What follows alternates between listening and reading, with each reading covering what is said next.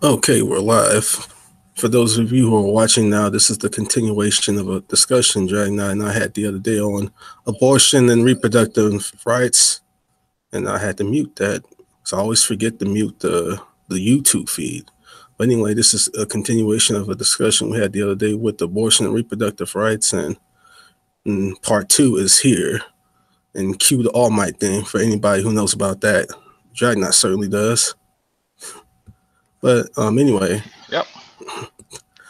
I guess just to start off, one of the things that really caught my attention and just this pretty much sat with me from the last discussion is that um, one of the concerns you have about the pro-life position is that it would have like the consequence of significant government overreach. Is that correct?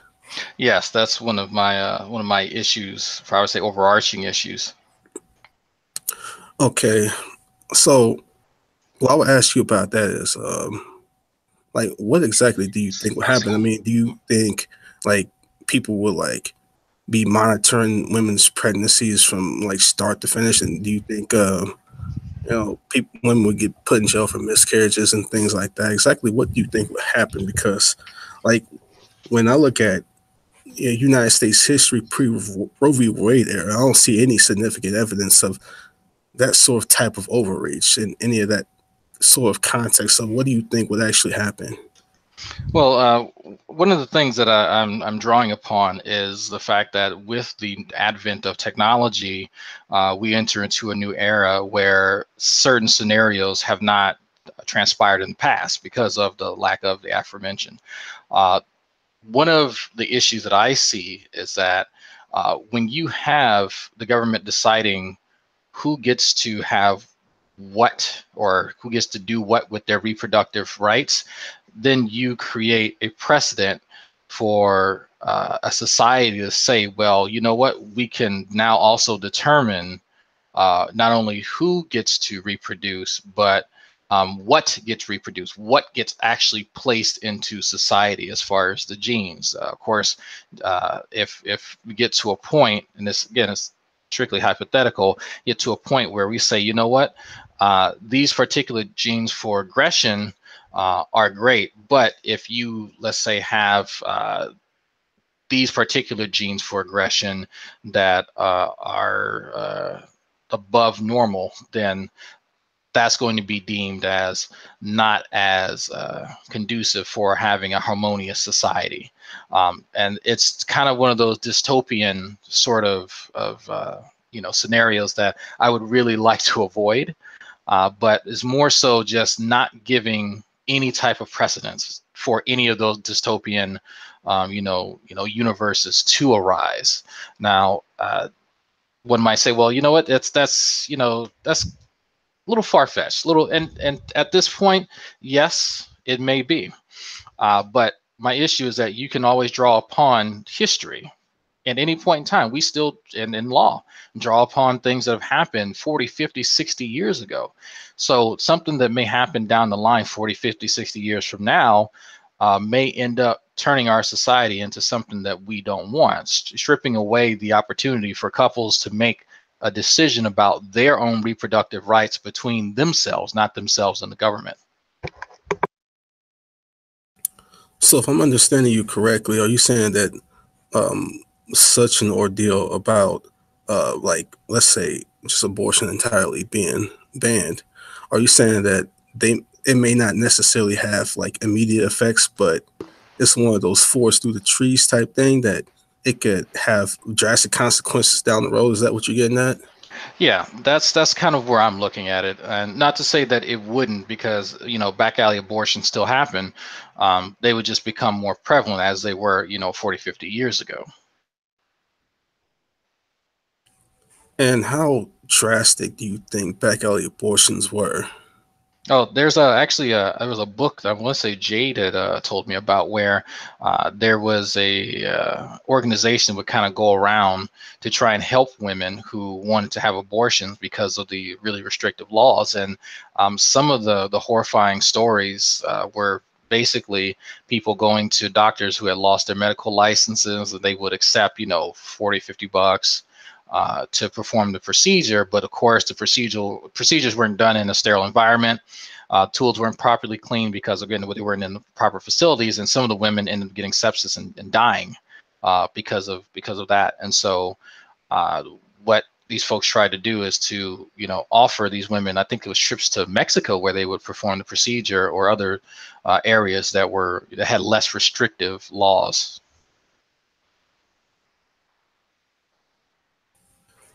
And Well, I can't remember the name of that book for the life of me. well, here's my thing. I'm not saying that like these sorts of back alley abortions didn't happen. I mean, just to say that would just be just making a patently ignorant statement. But I think a lot of, and I'm not saying you or any pro-choicers specifically, but in my interaction with a lot of pro-choicers, um, those who have put forth that whole idea have come at from a view that's just not founded in history. Like they try to blow it up like worse than it really was. Like if you do a little research, you'll find out that it was a pro-choice obstetrician by the name of Dr. Mary Calderon back in 1960. And mind you, this is 13 years prior to Roe v. Wade, obviously. So back in 1960, she remarked on how abortions were becoming like more and more safe, and how like the deaths from those were like dropping like drastically over several decades. And they got to the point to where they really weren't a serious issue anymore. And she even said that these sorts of procedures were typically done by well-respected medical personnel in their communities. And I'm not saying, obviously, that don't alter how I look at abortion, but this idea that there was these like these drastic cases, and again, I'm not discounting that they occurred, but just the overall issue of like you just had maybe these, I don't know, some of them would even say these tens of thousands of women just dying from back alley abortions. There's no significant evidence in history I can find that back that up. Well, and that's why I didn't want to put a number on it, because I don't know a way for any of us to even quantify something that happened, behind closed doors, other than through anecdotes and maybe a few documentaries, or firsthand experiences. So no, I definitely wouldn't make a numbers argument based on that. What I would say is having one woman die from a procedure that can't be performed safely is one too many. And that is kind of where I stand with that, and with also the point that it is not the government's job to decide who gets to reproduce and how they get to reproduce. So in conjunction with that, let's offer medical services towards couples who want to utilize that option without having them to put themselves in a precarious situation. When you talk about things like government overreach, you're talking about something. I mean, that's a very serious charge to make on something that can potentially happen. You're talking about something that can like unravel society to a minor or major degree. You're talking about something that can have drastic consequences on the functioning of the groundwork of many vital areas in society. So, are you suggesting that making the argument that making abortion illegal in all or most circumstances would lead to that sort of world, would lead to that sort of um, ruling government? No, I don't think that if let's say Roe versus Wade were to be reversed or something, I don't think it would turn into, what is that Netflix movie or series with the ladies in red, Handmaiden. Yeah, I don't think the United States is going to turn into Gilneas or Gilnead or whatever it's called. I do think that it would cause a dramatic social unrest, and that you would have a lot of people turning to certain illicit organizations and certain individuals looking to take advantage of their situation. And so it would probably be something that would lead to something like that, this dystopia. But I wouldn't say it would be like the final straw, or would be like the flagship that would bring in dystopia America. By no means, no.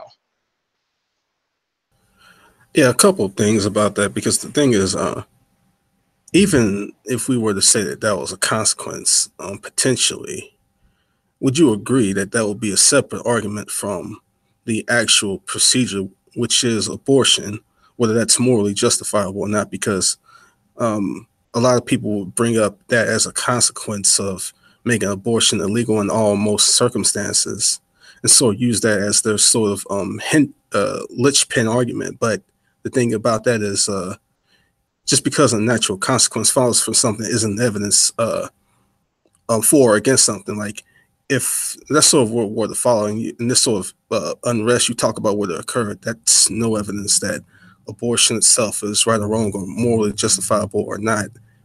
So would you agree that those are two separate arguments? Yeah, I would say that they are two separate issues entirely. And so if we're talking about, well, whether it's morally good or morally bad, I mean, that is separate from the consequences of either of those options. So yeah, no, I would definitely agree with that. But I try to look at things, as Tommy Hall would say, in totality, and that if I am to make a decision and I'm making a sound decision based on logic and reason, well, what would ultimately be the consequence of it? And so that's what I would use to kind of help weigh whether or not this is a proper action. Well, I think there are people who are religious and not religious alike because there are even people who make secular arguments for the pro-life position. Hmm.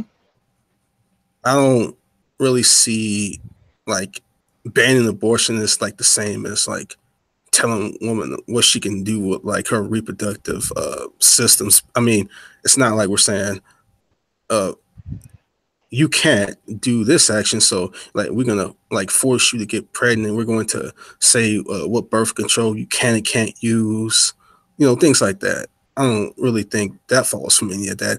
I think the pro-life argument is just simply saying that we're going to treat the entity in the womb, no different than any other human being, as far as like the right not to be killed. Basically, I don't think that's going to in any way affect their access to healthcare, their access to things like birth control if they need it, stuff like that.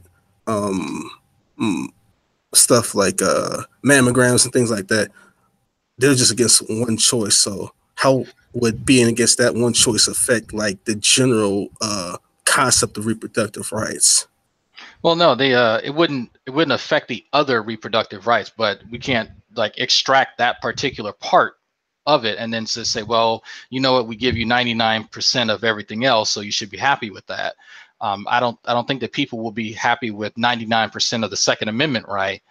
Just like people are now, like people are rallying against, being restricted from certain types of ammunition, certain types of assault, well, quote unquote, assault weapons, but they understand what their rights are. And so having people curtail that or attempt to curtail it is an insult. Just as in the same sense here, when you're trying to just curtail someone's options, they're going to fight back against that. I think when we look at things like this whole discussion on the pro-life versus pro-choice argument, and this goes in a number of different areas where you're talking about gun control, whether you talking about the debate at the border and things like that. It's important to look on history. Mhm. I think we've had like not only decades but even centuries of history to experiment this prior to Roe v. Wade. Uh, I just don't see. I mean, maybe given the fact that a lot of the values of a lot of people in the values of what the United States have adopted. Because I mean, I'm not going to pretend that this country hasn't become more secular leaning. That's true. Uh, the I guess the only way that would lead to that sort of unrest that you were talking about is given where the country has shifted. So Well, we have shifted. if I'm I think you would agree that socially, like progressivism, or is that me saying that? Just the progressive left has kind of overtaken the United States in recent years. Wouldn't you agree? say that again. That as far as our culture, it has. there's been a rise in the progressive left. I think you call them regressive lefts in some of your videos, where Of they're becoming course. more vocal and some of them a bit more violent. So I would definitely say that the social unrest is already there, and something like a challenge to Roe versus Wade may end up, inciting them even more potentially.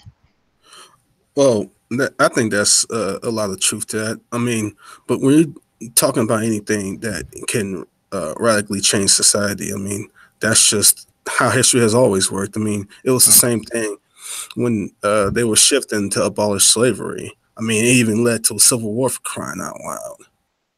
So I Yeah. think when people are fighting on both sides and they're equally as passionate about what they stand for, I think it's just one of those things that's just unavoidable because you got just these two very passionate sides pitted against one another, and if it would lead to that sort of civil unrest, then I mean that's just is what it is. I think, well, here, let me kind of change the tone of the conversation a bit. I think that's kind of a defeatist attitude, and I'm not saying that to denigrate you in any way, shape, or form, because I know a lot of people who feel that way. What I've learned recently is that when it comes to, and you had brought this up earlier with immigration and gun rights and so on and so forth, people kind of just stand on opposite polar ends of one another, and they're very passionate, as you said. But one of the things that does not happen, and I mean, it doesn't happen on any side, right? Is that no one wants to have what's called a deliberative dialogue. And I just recently learned about what that is. So usually when we enter these discussions, it's just, just like me and you. Me and you are just talking, and we're trying to put forth certain points. These points aren't really guided by much other than our positions, where we're just still trying to ascertain each other's position and where each other stands, and kind of vetting each other's positions as we go along.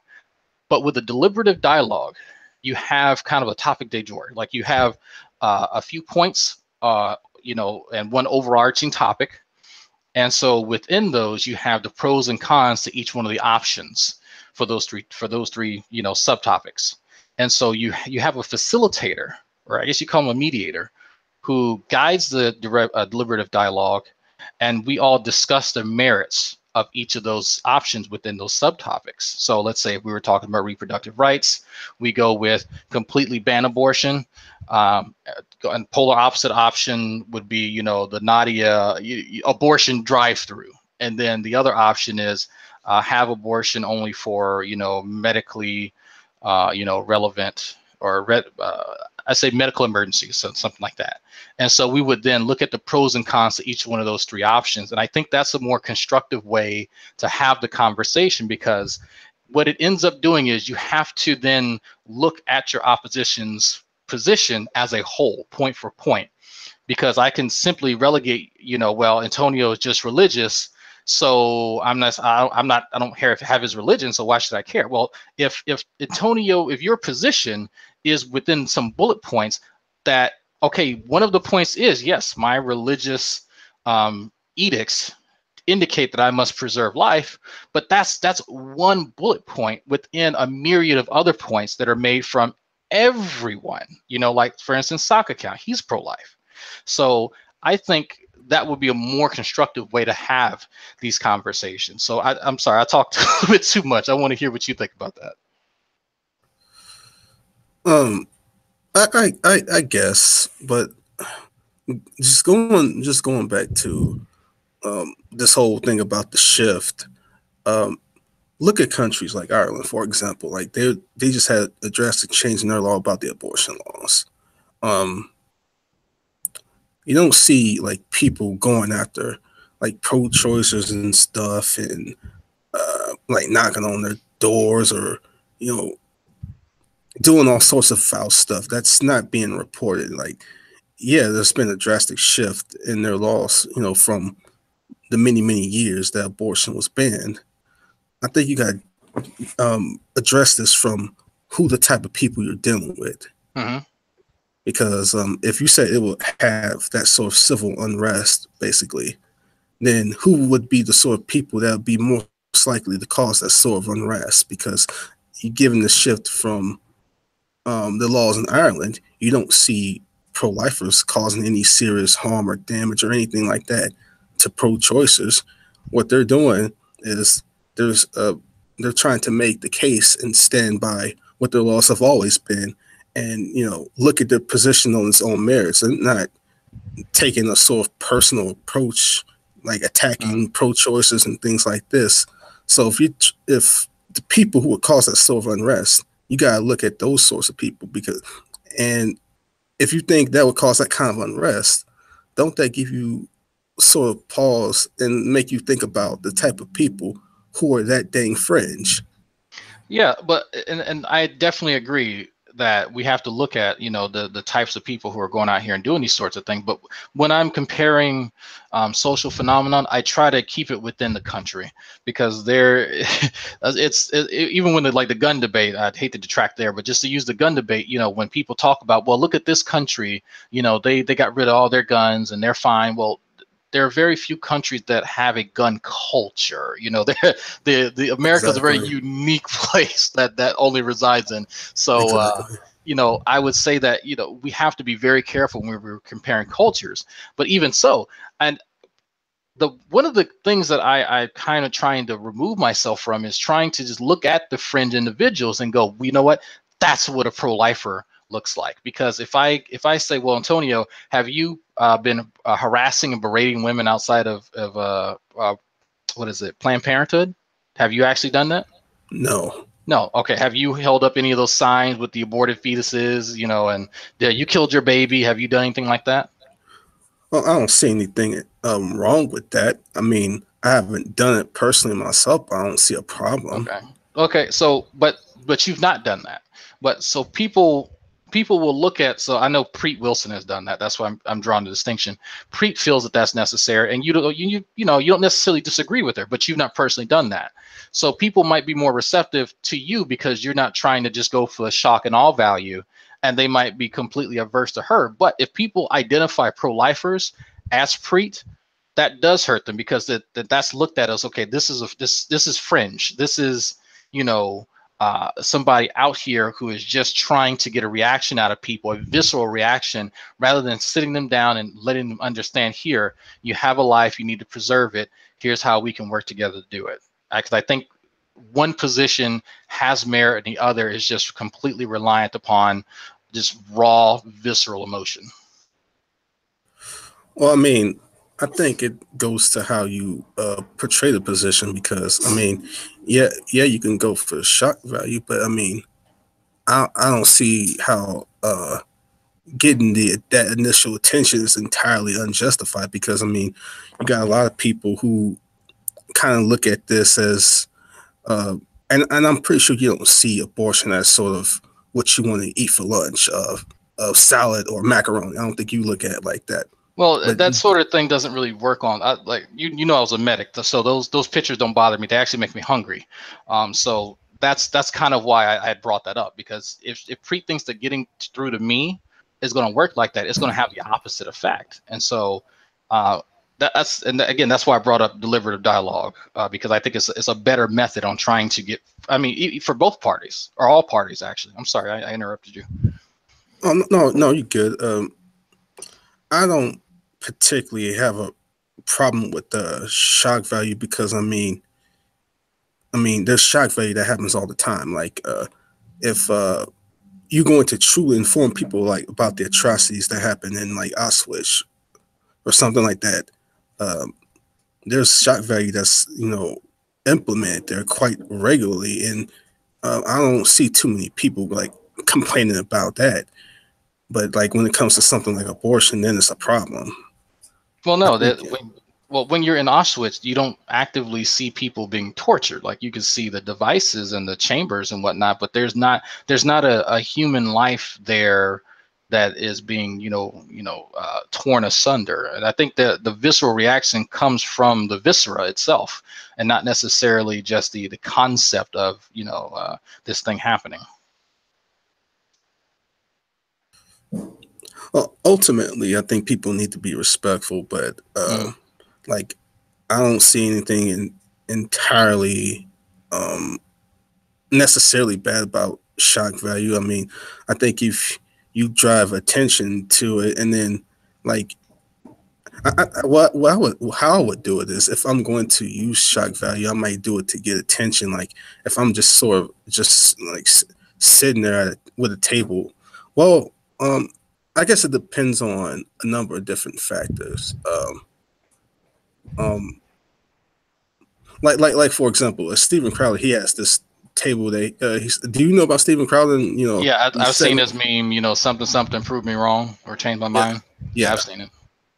I think that would be a nice way to try to get attention, and just put up these big bold letters and like have a conversation like that. So like But something like abortion is wrong, change my mind, or something like that. yeah, Okay, no, see now I don't. Okay, maybe I should have clarified. I don't consider that shock value. I consider that to me that's clever. right, That is you're right. opening I agree. the It's not channel for communication.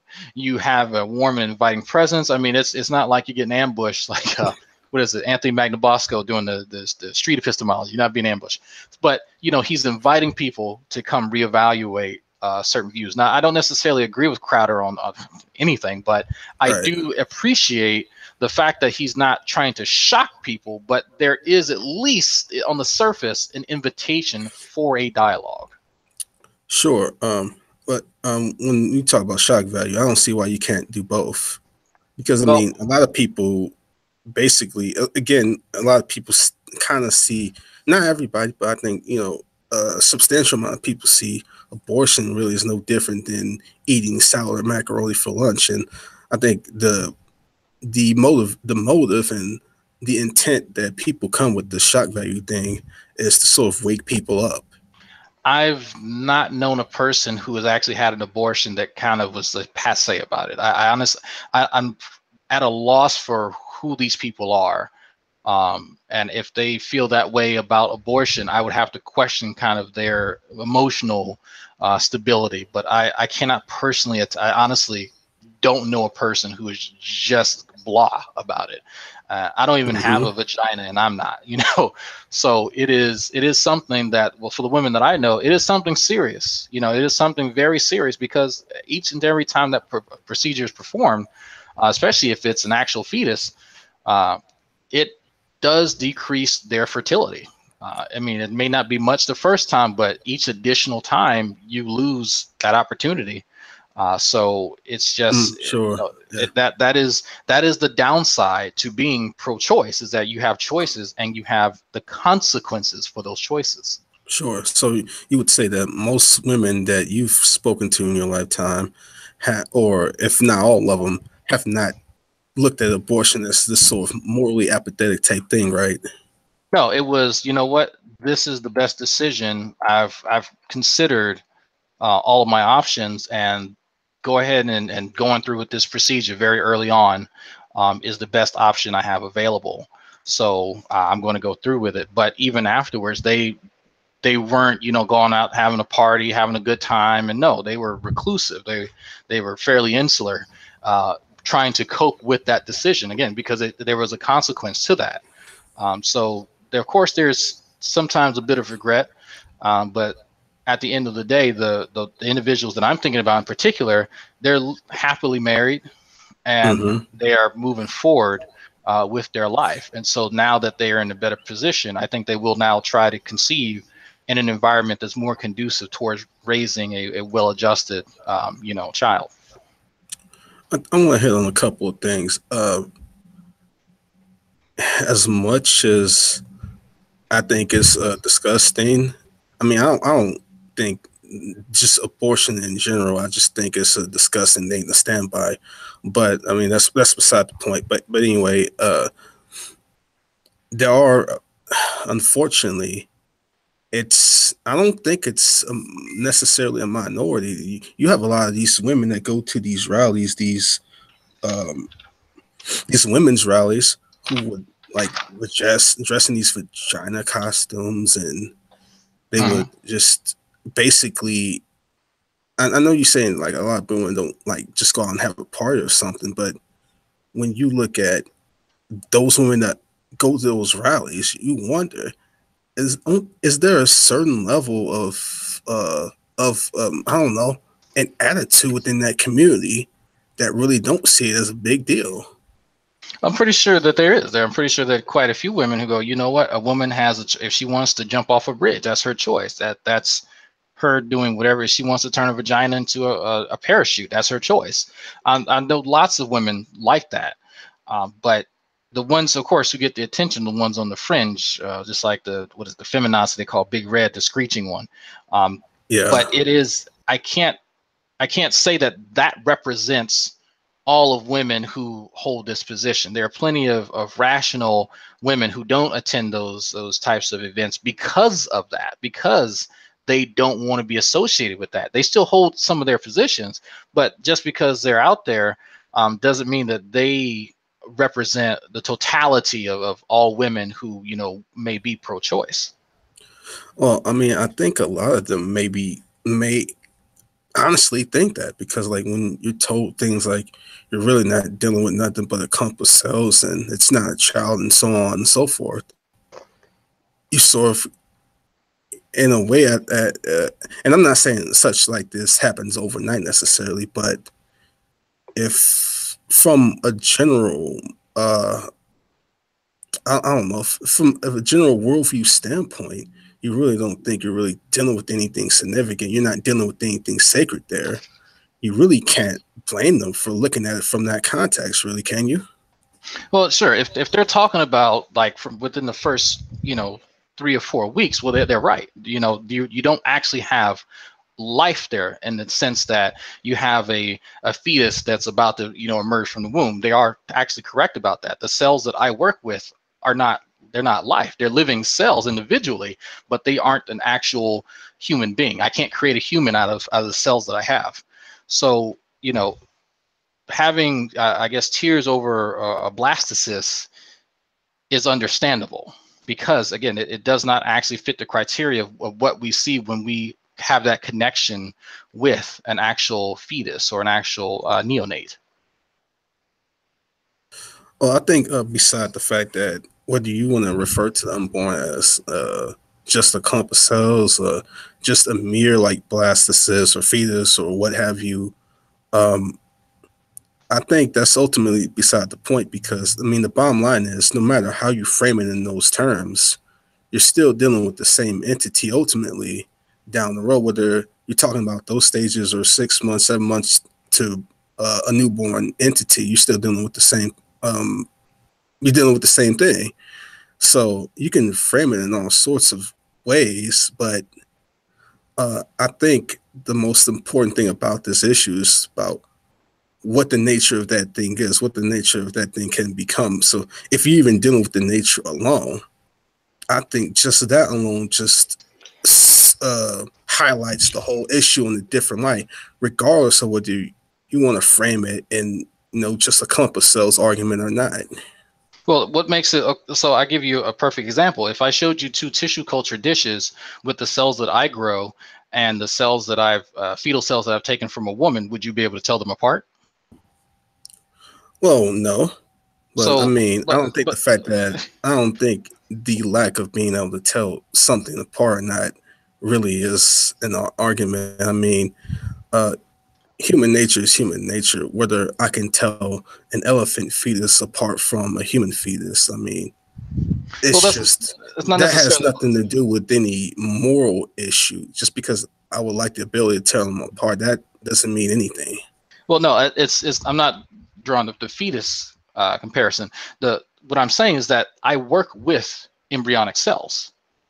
So the blastocyst so I'll just use that as an example. If I had a blastocyst and I had that in a tissue culture dish versus the embryonic, I actually have human embryonic kidney cells in the lab right now. So what makes the human embryonic kidney cells more or less of worthy of championing than the blastocysts? I think that's one of those sorts of things. Like, there's been arguments that will say, well, let's say I got a petri dish in my hand with those blastocysts, and then you have a newborn child. If I were to drop one of them, which one would you save? Um, is that the sort of line you're trying to draw with what you're Not, saying right now? no, no. It is. If we're saying that there's a moral obligation to save the cells of a potential human, the ones that I work with in a lab are of a human embryo even. But the ones that I can get from a woman, they are also human that will eventually form into an embryo. But yet the ones that I have and I can manipulate are not being championed, because there's actually, again, I'm in a red state, but I'm able to work with these cells on a day-to-day basis and manipulate them however I see fit and destroy them how I see fit. But this blastocyst now, for some reason, this blastocyst that's made out of the same stuff is now sacred. And what I'm trying to understand is that if we're saying that no matter what stage of development, that the nature of this thing is the same, why is there more onus placed upon this, or excuse me, more value placed upon the blastocyst than the human embryonic kidney cells? Well, I think it goes back to, if you look at eras like in slavery. I mean, you had people who thought that was wrong, but weren't quite as serious about it as you think they should be. Uh, like they thought, like, okay, this is bad, but in their day-to-day living, they would really not say too much about it or really advocate against it. They would just treat it as, this is the state of what things are. I think that's the sort of thing you're dealing with, because you talk about the red state that you're in and how they would probably look at those things as a sort of value difference. I do think that goes back to, maybe a lack of education on their part. I think it goes back to, um, just how they got to reconsider and just reevaluate their whole entire position. Because if they want to have a consistent position, I agree with 100% with what you're putting forth. I think it's the same sort of thing, to where people will say they kind of hated slavery, but they didn't really do anything about it. I think that's the same sort of thing we're dealing with when we look at these people who have these differing value judgments in those developmental stages, if that makes any sense. So in your mind, would it be more consistent for us not to work with human embryonic cells?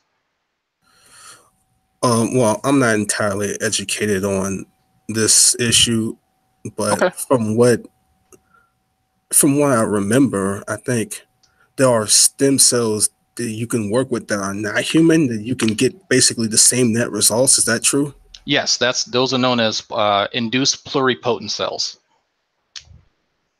Sure. So, I guess from a scientific level, if that's not a requirement, then why work with the human cells? But again, I'm not entirely educated in that area, so I'm not going to comment on that too much. Okay, no, that's fair. So just to give you an idea, embryonic stem cells work much better.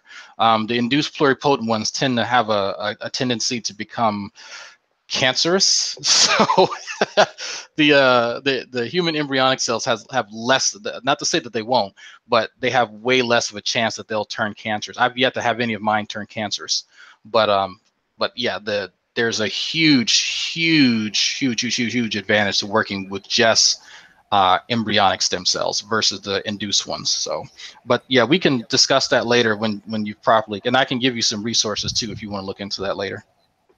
Yeah, I think for like stuff like that, that can show maybe that people are not educated on certain things, or rather that they don't really care to look at those things. But if you have a particular position to where you truly believe at the conception point you're dealing with a human being wholly, fully in nature, no different than any other human being like you and I, if you truly believe that, there is consistency demanded in your position. And I Sure. think that's something they have to deal with on a personal level. Oh.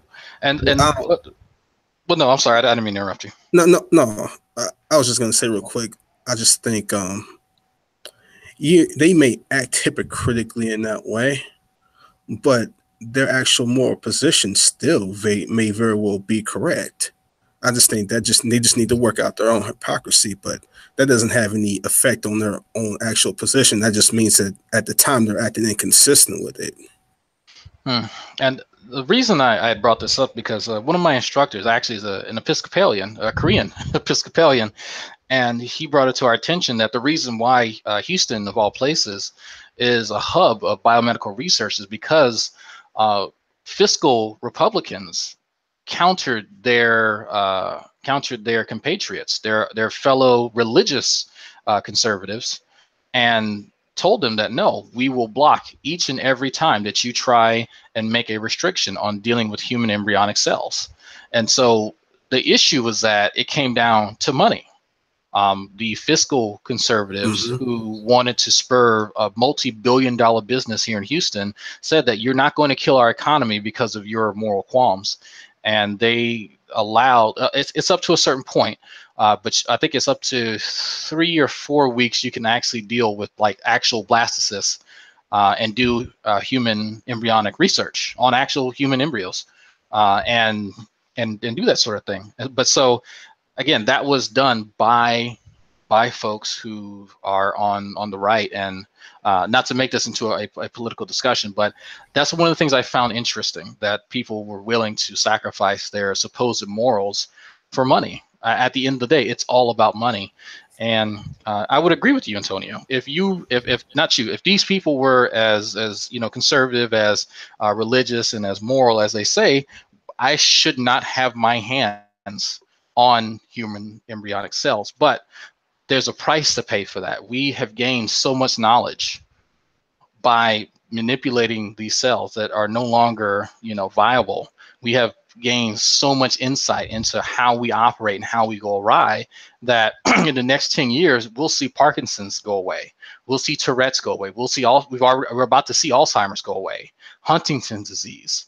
Like, these diseases will be gone in the next 10 years because of this. So we have to really weigh these options when we're talking about, well, what's more moral?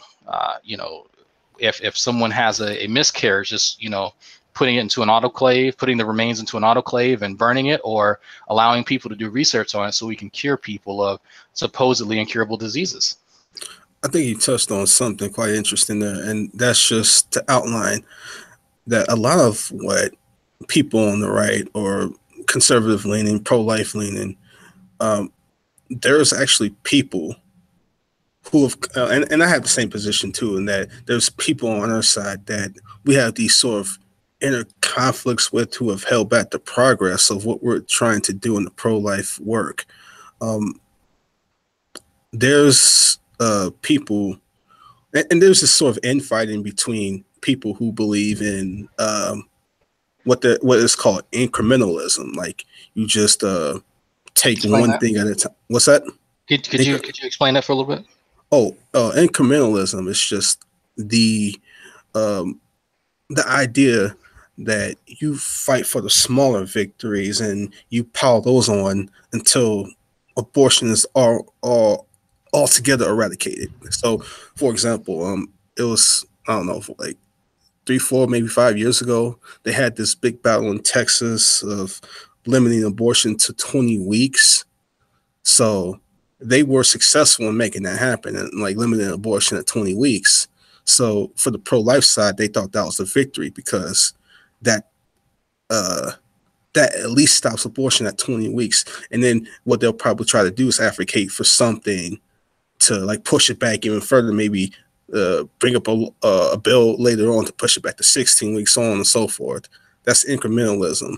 But then Mm. you have people on the other side who thinks that sort of thinking is what has enabled Roe v. Wade to be around for, like, I think this is like year 44, 45 or something like that, like 40, 45 some odd years. And we could have outright eradicated abortion much sooner if we didn't have this sort of lax view on the issue. And so a lot of Mm. people think that the incrementalism thing is not being serious enough, if you will. They believe that we should make a case to take it straight to the Supreme Court and overturn Roe v. Wade and Doe v. Bolton entirely. They don't believe in these little victories here and there. They believe in All or we should nothing. go into the belly of the beast and just get rid of the cause and not just try to deal with the symptoms. Mm. So that's sort of infighting between um, Yeah, I can see those that. who are on the side of life. Uh, and I don't have a problem with either position. I think if you honestly want to see abortion eradicated, then in the long run, that's going to show in your ideals and in your actions. So I don't even like that in fight. I think it's ridiculous. I just think you need to look at the individual person and see how it ultimately shows in what they say and what they do. Hmm. And so I think that there's something that's not talked about enough in these conversations, that people who are pro-life and people who are pro-choice, uh, we do agree on a lot. And again, that's why I love deliberative dialogue, because you kind of start off on where everyone agrees. And that I don't think anyone necessarily likes abortion, other than Nadia. I really couldn't name someone who likes the idea. I too would love to see people not get abortions. I completely agree with you. I don't think there's something that should exist. Absolutely. I would much rather put time and effort into developing uh, a robust, I mean, robust system of contraception, so that people won't have to deal with that, and that they have more control over their reproductive rights, and reserve something like abortion for the unfortunate, like an ectopic pregnancy. Hmm. I was talking to a pro-choicer the other day, and um, their position was that we got too many people in the world, and you got Mm, kids that are just dominating the whole orphanages, and there's just it's a big mess, and children are going into foster homes, not being truly loved by foster parents and things like this. And I was like, well, if you think that's a problem, then how long do you think a woman should be able to make the position should be able to make the decision to get an abortion if you think that's a problem? And if you think that's a problem now, you think kids are going into these homes not being loved, and these sorts of things are happening to these kids. So are you going to say that newborns should even be killed too? Because that would still address the whole deal about potential overpopulation. They don't grow to be 4 or 5 years old. Do you think newborns should be killed too? And to my shock, they actually agreed with we should probably have a level of killing allowed to even newborn children. mm.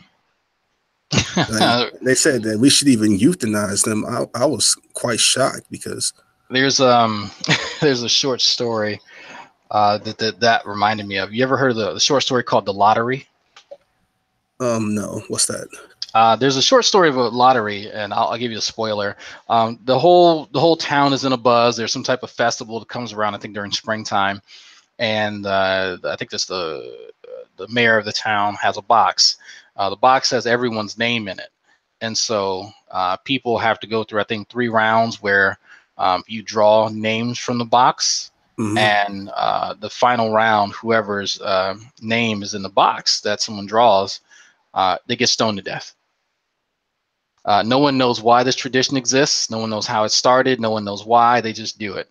And so you have everyone clamoring around, killing one of their members of society that they were just talking to, about the weather, and they're just making cordial conversation as if they're not about to kill someone. They get the kids into it, everything, and it's actually a really messed up story. But there's a lesson to it. But uh, Sounds like some crap similar to the Hunger Games. yeah, it's just a more direct Hunger Games, honestly. but except no one knows the purpose of it. That's the funny part. So uh, I don't really care for kind of this. Well, there's too many people. We need to stop more people from existing anyway. Well, okay, cool. Like if that's your position, which I think people are just being obtuse when they say that. But let's say, okay, how about there's too many people? Let's give people more control over their reproductive rights by funding and putting more research into contraception. Let's make contraception more readily available for people who are sexually active. Let's put out more sex education. Let's actually do something to help the problem, instead of advocating that, well, people just arbitrarily just be killed, because, well, I feel there's too many people. Well, you should probably start with yourself. I totally agree with that, and I've actually put that exact point you mentioned. It's interesting you mentioned that. I've said that exact same thing to a lot of pro-choicers are like, well, why don't you start with yourself? And like, it's okay for you to put forth that argument, but yeah, you're not going to actually put yourself in the middle of that and actually lead by example. As long as it's not you, then it's fine, right? Right, and then that's why I said it's funny. That's why I got reminded of the lottery. The funny thing about the story is that everyone's happy to participate in the lottery, and the lady who ended up getting chosen was happy to participate and was chiding other people until her name came up, and all of a sudden she just flipped script, complete 180, and she was a victim, and people she needed a redo, and so yeah, that's why it reminded me of that. So. I find that to be an interesting position for people to take, but I don't think that devaluing life is the way to go. I think that we should definitely, on some level, definitely value life, but also understand that in this world, our lives have meaning. They have value, and we give our lives that value and that meaning. I can say that I value my son's life, but ultimately, what does that mean? I would hope to give my son a gift so that he can value his own life and make something of it. Similarly, the other things, the other entities, the other sentient, beings that exist here, whether it be dogs, whether it be plants, whatever, that's all life. They're all technically fit the definition of life, and they all have to live here too. So, in an ideal world, sure, we all could live in harmony, but the fact of the matter is, well, we have to consume some life in order for us as heterotrophs, we have to consume life in order for us to sustain ours.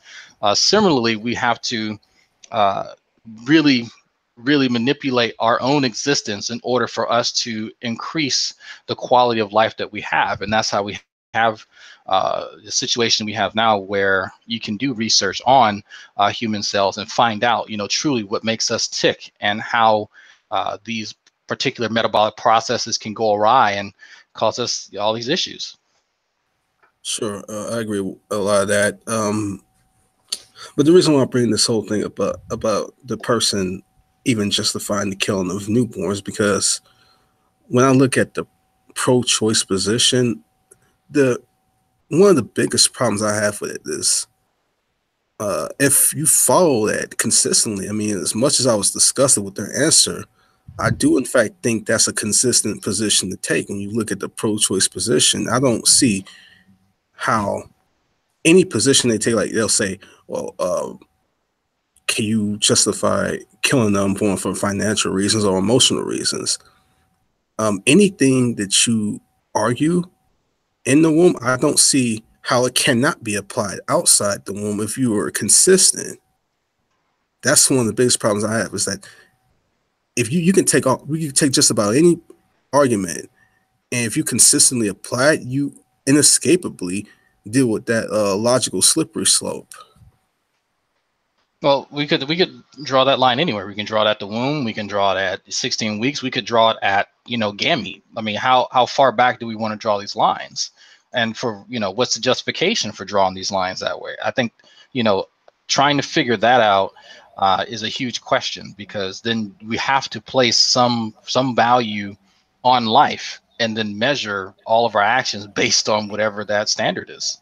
Like I ask, excuse me, well, I would ask people who bring up the whole if a woman conceives in a rape scenario, I just asked them a simple question. I was like, okay, let's say I would agree for the sake of argument, she should be able to get an abortion, right?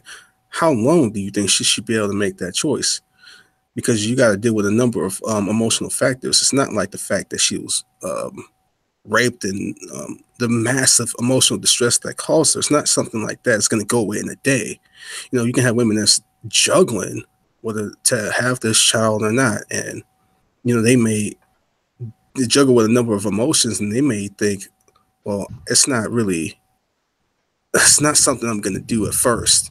And, they may be comfortable with the idea of having a child, even in that circumstance, but those that emotional scarring sticks with them, and they may have second thoughts. You never know what a woman could be dealing with emotionally down the road. Let's say she starts to have second thoughts about the whole thing at, Sure. I don't know, 7 or even 8 months or so. So if you're going to argue that she should be able to get an abortion in that circumstance, how long do you think she should be able to make that choice? And are you going to say she shouldn't be able to make one choice or another if she conceived in that circumstance?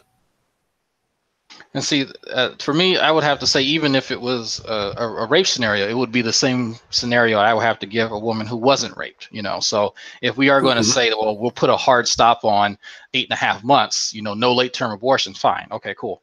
So if whether you're raped or not, that's the hard stop. You'll just have to deliver emergency C-section, whatever, and then the child will be put into an intensive care unit and then given to a foster family, so on and so forth. But there's a way to handle that, sans any type of potential, emotional crisis that may or may not happen. But I think that having the emotion injected into there, it should not, sway whether or not this medical procedure, the medical protocol should be followed. Yeah. So do you think the whole just bringing up rape in general is just a bad emotional tactic that is not needed? Is that what you're getting at? I think in this context it is. I see the people usually bring up the rape scenario. That is for the right of the rape victim to not carry her rapist child. So the second that she knows that she is pregnant, maybe a week or two down the line, a little bit too late for Plan B. Then okay, of course, then certain chemicals can be injected so that the placenta won't form, or so on and so forth, or whatever abortifacient that can be applied. Yeah, because I don't think a lot of people are genuine when they bring that up, because I've pressed people on that, and then they will say, "Well, I'm not for late." See, I know your position on this. You said the other day that you think even before the child is born, even at the latest stages, that your concerns about government overreach. So, although you personally are inconvenienced by, you don't think it should be a law forbidding it even that late. So, I got that, but I've actually had pro-choicers that would be like, well, yes, she was raped, but that's still, with 7 months, it's still more than enough time. Like, are you going to really say that a woman who was raped should have a time frame? Are you actually morally comfortable making that argument? And then they start to say, whoa, I never thought of it like that. Well, sure. I think people have these reactions because they're relying on just as much as emotion as their interlocutor. So I mean, because this, and I think we spoke about this before, where a lot of times pro-lifers are just seen as just kind of having emotional outbursts and not really thinking some of these things through. Well, the same can be said for their opposition. People that I would generally agree with, but having them actually review their positions is always a good thing, because you can't chastise somebody for relying on emotion while you yourself are relying on emotion. Absolutely. But as far as your personal position is, uh, I think even a lot of very hardcore pro-choicers would disagree with the extreme points, like 7 months and 8 months. Again, you outlined your position on that and how you don't think it should be a government overreach despite your dislike for it. But you got the pro-choicers who would even say that it shouldn't go on that long. Yeah, So, like, you seem, it would suggest to me that your position is probably maybe in the minority. Is that, would you say that? I really wouldn't know. I know that there are quite a few people who will say, what, even up to then, yeah, sure, but they're not friends with me. So I honestly couldn't give you a number, because this is not a topic that I talk about enough, or I guess I should say, not too many people feel comfortable elucidating their positions on this topic. So I'm at a loss for just how many people would actually advocate, for those kind of soft or hard lines. But yeah, it's hard to say, honestly. I would hope that whatever people choose, it is based on the preponderance of evidence, and just not what they personally feel or what they're just guessing at, and that they would actually defer to known medical science, understand the legal statutes in their province or state, and then go from there. I will say this: I have things about, like, when pro-choicers bring up certain things that I think are worthy of consideration. I'm just going to ask you, do you think there are things that pro-lifers say are worthy of consideration? Like, for example, Hmm. I'll say on the pro-choice side, when I think they use it as a stupid point, but on another context, it's a considerable point to look at. Like when they say, well, you can't advocate for uh, the rights of unborn children, but then not really care about what happens when they're born, when they're here, and then you're nowhere to be found. And like when they need mothers and fathers, and when women need help and financial help and things like this, you're nowhere to be found. I think that's a point that's worthy of consideration. Although I think they implement it in a illogical way, and they're trying to suggest that pro-lifers don't care about born children. I think that's ridiculous. I still think it's a point that's worthy to consider because um, if you if you want to support bringing this life into this world, you should have a level of compassion about what happens to that life after the fact too. So that's a point I think that's worthy to consider from their side. Yeah, So would you say that there's any points that are worthy to consider from the pro-life side? oh, definitely. And Sakakan actually and I have had this conversation very, very recently.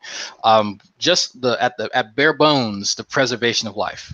That's always that's never off the table. That's always something that should remain a centerpiece in all these conversations, because at the end of the day, we are all human. We're talking about the potential of human life and the proliferation of it. So if that's the starting point for every conversation, then I'm okay with that. I think it should be.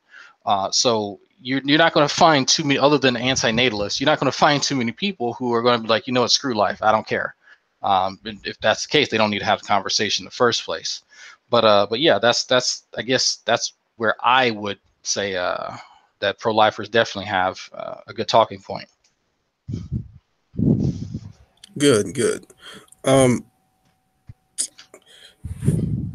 would you think that see, I've actually had people who think that how a woman uses an abortion is also just as much as important as the position itself, because they can argue for it being legal, but they think how she uses it is still important too. Like for example, if I don't know, a woman, she is doing what with her boyfriend, and she conceives at an inconvenient point in her life, she gets an abortion once, okay, but she does that about 8 or 9 more times. And I understand you brought up the point about how a woman could be less likely to be fertile if she does it multiple times, but you have had women who have had multiple abortions. Do you think it gets to a point to where you do it kind of too many times and you got to look at, okay, this is crazy? Or do you still think that it still should be legal and it just is what it is, and that's just something Uh, that a person has to do with on a personal level? this is something that I kind of struggle with, because it is in both aspects. So if there's a woman who is just constantly conceiving children, and they are in financial dire straits, their life isn't together, and they're just conceiving kids for whatever reason, willy-nilly, uh, I don't like that. Nor do I like someone doing the Nadia uh, uh, you know abortion drive-through. But the second I say, well, you know what would I do about it? It requires the government or some governing body to step in. And that's where I have to go, no, no, no, no, no. So it is, for me, kind of a hands-off approach, because, yeah, the more times that happens, the more times she will go through that procedure, the least likely she will be able to get pregnant in the future. And so that will be ultimately a consequence of being pro-choice. You having the choice to take your reproductive rights in your hands. And so you've abused that right. And guess what? You lose that right. You no longer biologically can conceive kids. Yeah, I agree with that 100%. At least from the worldview of the pro-choice positions, like you do have a certain level of responsibility you have in any, because obviously don't believe that should be a right anyway. But if you are going to define it as a right, I do agree 100% entirely that uh, you have a responsibility in how you use it. Well, sure. But the thing is, I don't want other people to be involved in that. And so it is, like I said, I have to have that hands-off approach when it comes to that sort Mm-hmm. of thing. Uh, or, for fear of, well, you know what, then if only these folks can breed in this particular scenario, then, oh, okay, well, good luck, in the future, trying to pick your mate and trying to, do this, that, and the other. But I mean, again, that kind of goes into this whole dystopian thing. But you get my point. It is that, if you Mm-hmm. want to have the choice, it also comes with sacrifice, just like with everything else. If you want to extend your right to bear arms and you create an armory, well, you have the option of being a collector, or using it for some nefarious purpose. So it is, we should not look at the people who use it for nefarious purposes and then just go, well, you know what, that's everybody. And similarly, the people who use their abortion clinic as birth control, I don't think that they should represent everyone who goes through that procedure. Because, and one of the reasons why I somewhat enjoy having this conversation, because my mother had an abortion, and I Mm-hmm. told her that she could have aborted me if she wanted to. I wouldn't be here to disagree with it. But the point that I was making was that um, my existence is not her life. My mother existed way before I was born, and she has the right to live her life the way she wanted to. She wanted to have kids in her, mid to late 30s, and so she did. She had 4 healthy, somewhat well-adjusted, adult boys now. But before us, she ended up having an ectopic pregnancy. My mother would have died. So I can't, for the life of me, say that abortion should be illegal, or I wouldn't be here if abortion was illegal. Oh, I would push back on some of that for the simple fact that a lot of people like to frame abortion and women's rights this, women's right that. Well, I don't think it's just a women's issue, because you got not only the affected entity in the womb, you got your surrounding family members, and in the most immediate sense, you got the father too. Like, you can have a relationship with a woman to where you think you're on the same page. Like, okay, if we're in a relationship and this happens and we are to conceive, in the unlikely case, then we're going to have this child together. And you both come to an agreement on that level. That's what you guys are going to do. But then that happens, and then she reneges and changes her mind, and then the father is like not okay with that. I Hmm. mean, you have cases like that that happen way too many times over years and years. So when you have things like that happen, I think that's where the real serious issues come in. Like, it's not just the woman, it's the father too. I mean, she literally has the right to kill their child, and there's nothing he can do about it. Do you think that's a problem? I think it's an interesting issue to bring up, because if you're discussing this, well, you say, okay, well, biologically, what's happening here? He has donated his sperm to her, and now she is incubating a new human. So, well, who's this new potential human? Whose rights? Like, who has rights to this new potential human? Well, it's technically half the fathers and half the mothers. Well, it's being incubated by the woman. So oh, okay, we'll just give all the rights to the woman. Is that a right answer? Is that a wrong? I honestly go back and forth, because it is completely like the woman can't walk away from the situation. The man can. So I think the law has guided itself. I say guided itself. Lawmakers have guided the law around that biological necessity, and so we've now looked back and said, well, even though she is incubating this entity, is it fair that she bears all the burden, physically and legally? And I think that's actually a really interesting topic for another time, because that would take some pondering, because it's mired down in medical and legal, just issues that I would take a while to really like parse out each and every one of them, and then the implications of you know what if a guy could just opt out and say, what, I donated my sperm. I found out that she was, she was being there was infidelity, whatever. Um, I'm not sure if that's my kid, but even if it is, I don't want to be obligated to raise that child with this woman. I refuse, you know, because it comes at that price. Can guys simply opt out? So that is the downfall to granting some of that burden to men. So I would definitely like to get some women in on that conversation to hear what they have to say, because I do know a few women who are for the opt out option for men and their parental rights.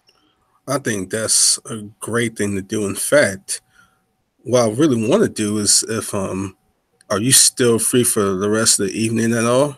Actually, my wife just messaged me, and we're going to go play some Pokemon Go. But if you do want some people in here, I can scrounge up some people to talk to, because I think there's a few that said they wanted to talk to you after hearing our conversation.